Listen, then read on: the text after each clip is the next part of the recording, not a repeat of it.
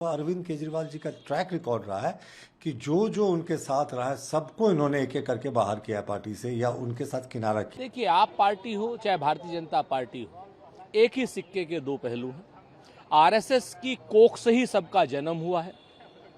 आज की डेट में आपस में लड़ने का नाटक कर रहे हैं। राघव चड्ढा को उपनेता पद से हटाने का निर्णय आप पार्टी ने किया, तो ये कहीं ना कहीं बिल्कुल साफ है कि अब आप पार्टी एक ऐसी स्थिति में आ गई है जहां या तो वो खुद अपने नेताओं को निकाल देगी या लोग उन्हें छोड़ देंगे। ऐसे तो ये आम आदमी पार्टी का आंतरिक मामला है, लेकिन देखिए किस तरीके की क्रोनोलॉजी है साहब। आम आदमी पार्टी कहती थी कि आम लोगों की हम आवाज को बुलंद करेंगे। राघव चड्ढा ने क्या किया?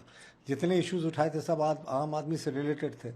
अरविंद केजरीवाल कहते थे कि फ्री स्पीच पे कभी रोक नहीं लगनी चाहिए। इन्होंने क्या किया? राघव चड्ढा के ही जबान पर ताला लगवा दिया, राज्यसभा में उनके बोलने का अधिकार छीन लिया। उसके अलावा अरविंद केजरीवाल जी का ट्रैक रिकॉर्ड रहा है कि जो जो उनके साथ रहा है सबको इन्होंने एक एक करके बाहर किया पार्टी से या उनके साथ किनारा किया।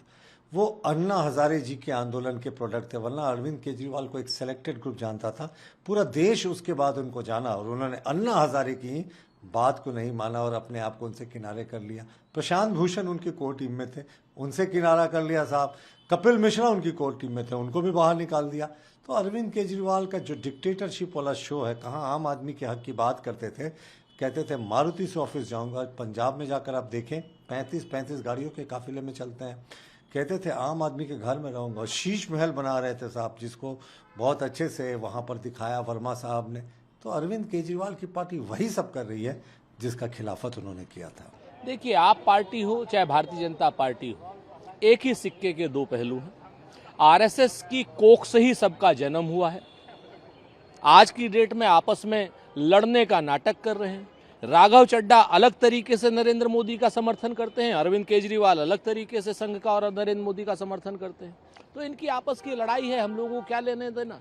सच बात यह है कि दोनों ही भारतीय जनता पार्टी के प्रशंसक हैं या समर्थक हैं और दोनों ही कहीं ना कहीं पीठ पीछे से आम आदमी पार्टी वाले भाजपा के समर्थन में रहते हैं। आप पार्टी एक बड़ी टूट की तरफ बढ़ती जा रही है और वैकल्पिक राजनीति के एक मॉडल के तौर पर लोगों ने सर आंखों पर बिठाया था, लेकिन जो केजरीवाल जी की सियासत और उनके तौर तरीके थे, पार्टी का कोई भविष्य नहीं है, ये अनेक लोगों ने स्थापना काल से ही महसूस करना शुरू कर दिया था। कुमार विश्वास, योगेंद्र यादव, प्रशांत भूषण, इन सबों ने मिलकर इस पार्टी को खड़ा किया था, लेकिन वो सब छोड़ कर गए।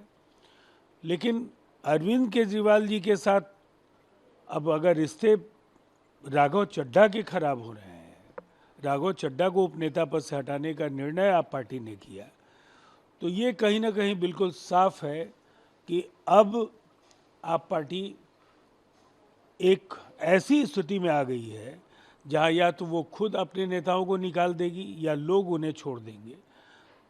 स्पष्ट है, आप पार्टी का कोई राजनीतिक भविष्य नहीं है।